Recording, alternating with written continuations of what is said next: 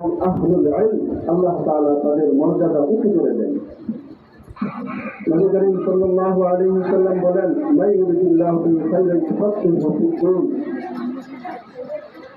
আল্লাহ তাআলা যার কল্যাণ এবং মঙ্গল চান তাকে দ্বীনের বুঝ দান করে।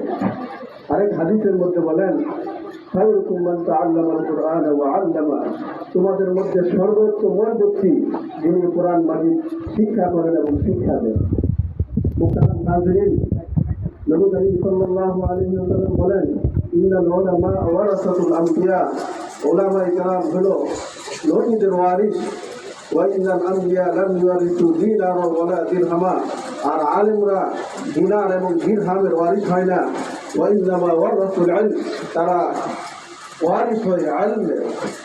এই জন্য আমাদের যে ভাই যে মারুফ সারা ওয়ার্ল্ডের ভিতরে আল আজহার বিশ্ববিদ্যালয়ের ওইখানে লেখাপড়া করতেছে এবং আন্তর্জাতিক যে সাংস্কৃতিক অনুষ্ঠান হয়েছে সেখানে প্রথম স্থান অধিকার করেছে। এই জন্য আমরা শুকরিয়া আদায় করি যে সে এত বড় একটা অর্জন আমাদের এই দেশের লেগে, বাংলাদেশের জন্য, আমাদের এলাকার জন্য এটা অনেক বড়।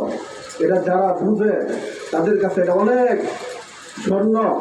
আর হলো কেমিক্যাল যেগুলা, এগুলা কিন্তু কাছাকাছি দেখা যায়, কিন্তু তফাৎ ওই পট্টি পাথর যেটা আছে ওইখানে বসা দিলে স্বর্ণ যেটা, এটা আসলে পরিচয় পাওয়া যায়। এই জন্য আমরা তাকে উৎসাহ দেওয়ার জন্য আমরা এই অনুষ্ঠানটা করছি। যদি আমরা তাকে আরো ভালো, আরো বড় ধরনের কিছু করতে পারতাম তাহলে তার উৎসাহটা আরো বেশি হইতো, কিন্তু আমরা ওরকম করতে পারি নাই। আমরা আন্তরিকভাবে দুঃখিত। আর আমি একটা কথা বলে শেষ করব যে হযরত আলী রাদিয়াল্লাহু তাআলা আনহু বলেন, রাদিনা কিসমাতুল জব্বারি হিনা লানা ইলমুন ওয়া লিআদা ইমানুন ফাইনাল মালা ইয়াবনি আন করিবিন ওয়া ইন্নাল ইলমা ইয়াবকা লা ইয়াজালু। যে আল্লাহ তাআলার বন্টন নীতির মধ্যে আমরা আল্লাহ তাআলার উপর সন্তুষ্ট যে আল্লাহ তাআলা আমাদেরকে ইলম দিয়েছেন, আর শত্রু যারা তাদেরকে দিয়েছেন হলো মাল। ফাইনাল মালা ইয়াবনি আন করিবিন, যে মাল কিছুদিন পরে, অল্প সময়ের পরে এটা ধ্বংস হয়ে যায়, আর হলে ইলম এটা সারা জীবনই থাকে।